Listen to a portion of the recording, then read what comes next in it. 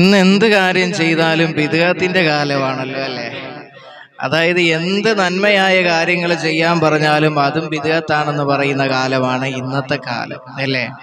ഒരു പള്ളിയിലെ ഖതീബ് ഇശാ നമസ്കാരത്തിന് ശേഷം എഴുന്നേറ്റ് നിന്ന് പറയുകയാണ്, ഇന്ന് മുതൽ നമ്മൾ ഇശാ നമസ്കാരത്തിന് ശേഷം ഒരു യാസീൻ ഓതി ദുആ ചെയ്യും. മരണപ്പെട്ടവർക്ക്, നമ്മുടെ കുടുംബത്തിൽ നിന്ന് മരണപ്പെട്ടു പോയവർക്ക് വേണ്ടി നമ്മൾ ഇന്ന് മുതൽ ഇനി അങ്ങോട്ട് ഇശാ നമസ്കാരത്തിന് ശേഷം യാസീൻ ഓതി ദുആ ചെയ്യുമെന്ന് പറഞ്ഞാൽ പലരും ഇന്ന് ചോദിക്കും, അത് ദീനിലുണ്ടോ?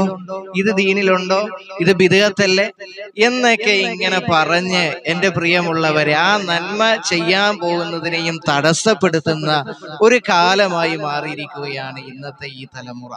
എല്ലാം ബിദ്അത്ത്. നബിദിനം ആഘോഷിക്കേണ്ടത് ദീനിലുണ്ടോ? നബിതങ്ങള് സഹാബത്ത് ചെയ്തിട്ടുണ്ടോ എന്നൊക്കെയാണ് ഓരോരുത്തർ ചോദിക്കുന്നത്. ഇവിടെ നമ്മൾ മനസ്സിലാക്കണം, നബിതങ്ങൾ സ്വല്ലല്ലാഹു അലൈഹി വസല്ലമ തങ്ങള് ആരാണെന്ന് മനസ്സിലാക്കി കഴിഞ്ഞാല്, എൻ്റെ പ്രിയമുള്ളവരെ, നബിതങ്ങൾ പറഞ്ഞിട്ടാണോ നമ്മൾ നബിദിനം ആഘോഷിക്കേണ്ടത്?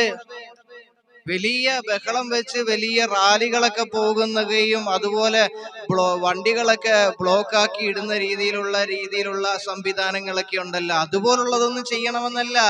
ലഘുവായ രീതിയില് അള്ളാഹുവിന്റെ പ്രവാചകൻ സ്വല്ലല്ലാഹു അലൈഹി വസല്ലമ തങ്ങളുടെ ജന്മദിനം കടന്നു വരുമ്പോ, പരിശുദ്ധമായ റബീഉൽ അവ്വൽ കടന്നു വരുമ്പോ അത് ആഘോഷിക്കേണ്ട പ്രിയമുള്ളവരെ, അത് ആഘോഷിക്കേണ്ട സഹോദരങ്ങളെ, നമ്മൾ മനസ്സിലാക്കണം. അത് നബിതങ്ങൾ പറഞ്ഞിട്ട് വേണോ നമ്മൾ അതിനെ ആദരിക്കാൻ, ആ മാസത്തെ ബഹുമാനിക്കേണ്ടത്? നമ്മൾ മനസ്സിലാക്കണം പ്രിയമുള്ളവരെ. എങ്ങനെ ആ പ്രവാചകൻ ആരാന്ന് ശരിക്കും നമ്മുടെ ഹൃദയത്തിൽ, കൽബിൽ കയറിയിട്ടില്ല.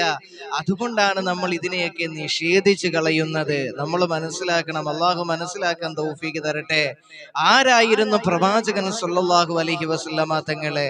നമ്മോട് എത്രമാത്രമായിരുന്നു ആ പ്രവാചകനുള്ള കരുണ, സ്നേഹം എത്രമാത്രമായിരുന്നുവെന്ന് മനസ്സിലാക്കി കഴിയുമ്പോൾ നമുക്ക് സ്വയമേ മനസ്സിലാകും, ആ പ്രവാചകനോട് നമ്മൾ സ്നേഹം കാണിക്കുന്നവരാണോ, നമ്മൾ കാണിക്കേണ്ടവരാണോ എന്ന് നമ്മൾ ചിന്തിക്കും. എങ്ങനെ ഈ ലോകത്തിന് സമാധാനം നൽകിയ ആദരമാകുന്ന പ്രവാചകൻ നബി മുഹമ്മദ് മുസ്തഫ സ്വല്ലല്ലാഹു അലൈഹി വസല്ലമ തങ്ങള്, ആ പ്രവാചകന് നമ്മോട് വലിയ സ്നേഹമാണ്, മുഹബ്ബത്താണ് പ്രിയമുള്ളവരെ. അതിന് ഏറ്റവും വലിയ ഉദാഹരണം എന്താണെന്നറിയുമോ?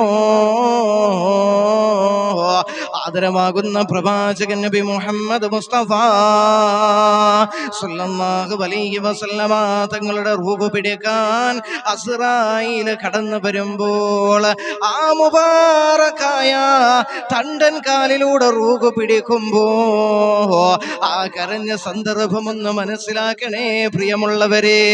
അള്ളാഹുവിന്റെ പ്രവാചകൻ അവിടുന്ന് തന്റെ ഇണയായ തുണയായ മഹതിയായ ആയിഷ ബീവി റളിയല്ലാഹു തആല അൻഹായുടെ മടിത്തട്ടില് തല വെച്ചുകൊണ്ട് അവിടുന്ന് പറഞ്ഞത് എന്താണെന്നറിയുമോ? ഇന്നലിൽ മൗതില സകറാത്ത്.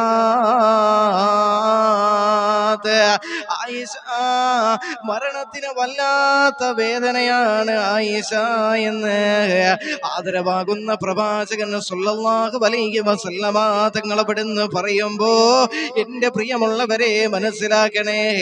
ഇത് കേട്ട ഇസ്രായേൽ പറഞ്ഞത് എന്താണെന്നറിയുമോ? യാ റസൂലല്ലാഹ്, അല്ലയോ അല്ലാഹുവിന്റെ പ്രവാചകരെ, ഇതിലും നല്ല മയ്യത്തോടു കൂടി റൂഹ് പിടിക്കാൻ എനിക്കറിയുകയില്ല നബിയേ. ഏറ്റവും നല്ല മയ്യത്തോടു കൂടിയാണ് ഞാൻ അങ്ങയുടെ റൂഹ് പിടിക്കുന്നതെന്ന് അള്ളാഹുവിന്റെ പ്രവാചകരോട് അസ്റായീൽ പറയുമ്പോ, എന്റെ പ്രിയമുള്ളവരെ, ആ വേദനയെടുക്കുന്ന സന്ദർഭത്തിലുണ്ടല്ലോ, അള്ളാന്റെ പ്രവാചകൻ അവിടുന്ന് പറഞ്ഞത് എന്താണെന്നറിയുമോ? ഈ ലോകത്തുള്ള എന്റെ ഉമ്മത്തീങ്ങളുടെ എല്ലാവരുടെയും മരണവേദന എന്നിലൂടെ തീർക്കുമോ അസ്റായീലേ? എന്റെ ഉമ്മത്തീങ്ങളെ വേദനിപ്പിക്കല്ലേ എന്ന് പറഞ്ഞുകൊണ്ട് അവസാനം, എന്റെ പ്രിയമുള്ളവരെ, ഉമ്മത്തി ഉമ്മത്തി എന്ന് പറഞ്ഞുകൊണ്ട് ആ മുബാറക്കായ കണ്ണിൽ നിന്ന് ആ മുബാറക്കായ കണ്ണുനീരിങ്ങനെ ഒലിക്കുകയാ. സഹാബത്തിന് സഹിച്ചില്ല പ്രിയമുള്ളവരെ. മഹാനായ സഹാബാക്കളിലെ പ്രമുഖനായ സഹാബിയായ മഹാനായ അബൂബക്കർ സിദ്ദീഖ് റളിയല്ലാഹു തആല അൻഹു അവിടുന്ന് അല്ലാഹുവിന്റെ പ്രവാചകരോട് പറയുകയാ, യാ റസൂലല്ലാഹ്, അങ്ങ് എന്തിനാണ് നബിയെ വിഷമിക്കുന്നത്? അങ്ങ് എന്തിനാണ് പ്രയാസപ്പെടുന്നത് നബിയെ? അങ്ങക്കല്ലേ ഈ ലോകം തന്നെ അല്ലാഹു പടച്ചത്? അങ്ങക്ക് വേണ്ടിയല്ലേ നബിയെ? അങ്ങക്കല്ലേ അല്ലാഹു സ്വർഗം നൽകുന്നത്? പിന്നെ എന്തിനാണ് നബിയെ അങ്ങ് വേദനിക്കുന്നത്, അങ്ങ് വിഷമിക്കുന്നത്, പ്രയാസപ്പെടുന്നതെന്ന് അല്ലാഹുവിന്റെ പ്രവാചകനോട് സഹാബാക്കള് സഹാബിയായ മഹാനായ അബൂബക്കർ സിദ്ദീഖ് റളിയല്ലാഹു തആല അൻഹു അവിടുന്ന് ചോദിക്കുമ്പോൾ, എൻ്റെ പ്രിയമുള്ളവരെ, അവിടെ നിന്ന് കണ്ണുനീരൊലിച്ച് ആ മുബാറക്കായ കവിൾത്തടങ്ങളിലെല്ലാം എൻ്റെ പ്രിയമുള്ളവരെ പാടുകൾ വീഴുകയാ. ആ പ്രവാചകനാ പ്രിയമുള്ളവരെ അവിടുന്ന് പറഞ്ഞത് എന്താണെന്നറിയുമോ? എൻ്റെ കാര്യം ഓർത്തിട്ടല്ല അബൂബക്കറെ ഞാൻ ഭയക്കുന്നത്, എൻ്റെ കാര്യം ഓർത്തിട്ടല്ല ഞാൻ സങ്കടപ്പെടുന്നത്, പിന്നെ ആരെ ഓർത്തിട്ടാണെന്ന് സഹാബത്ത് ചോദിച്ചപ്പോ അല്ലാഹുവിന്റെ പ്രവാചകൻ അവിടുന്ന് പറഞ്ഞത് എന്താണെന്നറിയുമോ? അള്ളാന്റെ പ്രവാചകൻ അവിടുന്ന് പറഞ്ഞത് എന്താണെന്നറിയുമോ? പ്രിയമുള്ളവരെ, എനിക്ക് ശേഷമുണ്ടല്ലോ, എൻ്റെ സഹാബത്തിന് ശേഷമുണ്ടല്ലോ ഒരു സമുദായം കടന്നു വരും സഹാബത്തെ.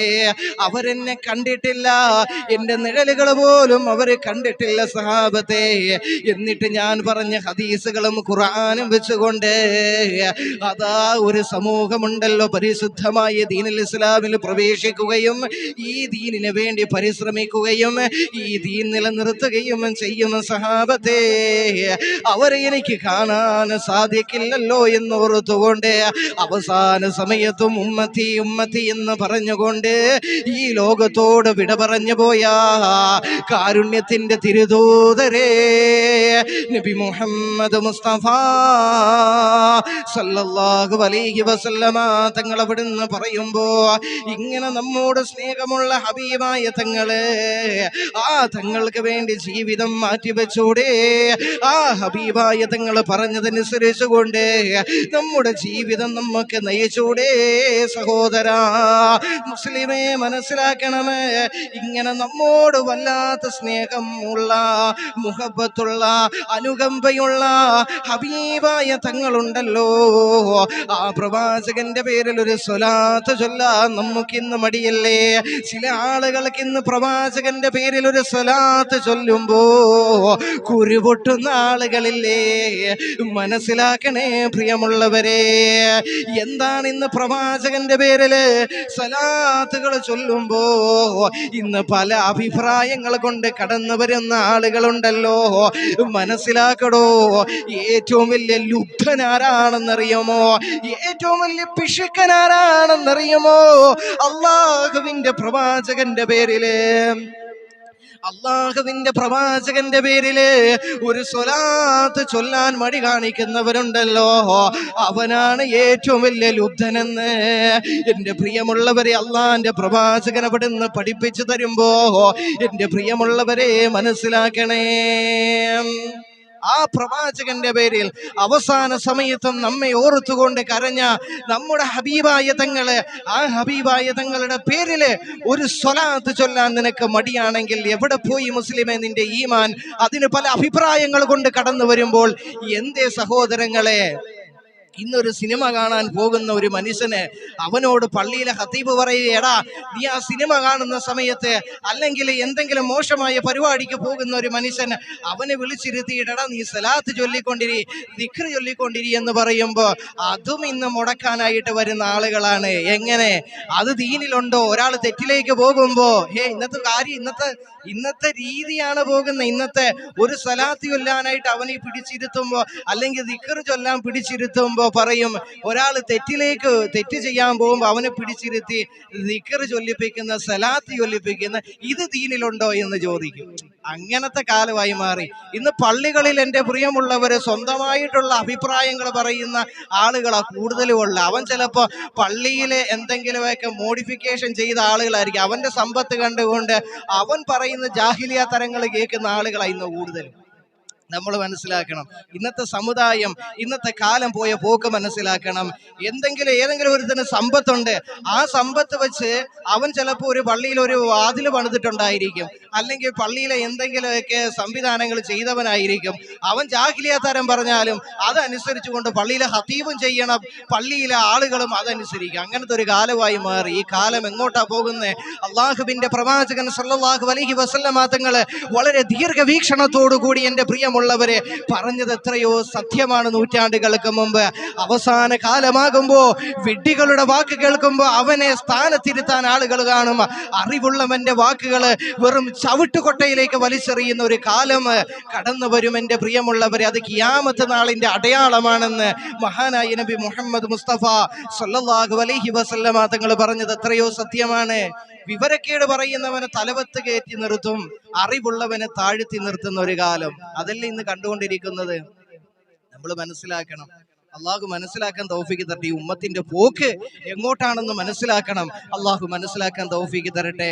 ബാങ്ക് വിളിക്കുന്നത് എത്രമാത്രം ലഫ്ളുകൾ നീട്ടി വിളിക്കുന്നു, അത്രയും അവന്റെ പാവങ്ങൾ പുറത്തു തരുമെന്ന് അള്ളാഹുവിന്റെ പ്രവാചകൻ സല്ലല്ലാഹു അലൈഹി വസല്ലമ തങ്ങൾ പറഞ്ഞെങ്കിലേ ഇന്ന് ചില പള്ളികളിലെ ഒരു 3 മിനിറ്റ് ബാങ്ക് വിളിച്ചാൽ അത് തെറ്റാണെന്ന് പറയുന്ന ചില ജാഹിലീങ്ങളുള്ള കാലഘട്ടത്തിലാണ് നമ്മൾ ഇവിടെ ജീവിക്കുന്നത്.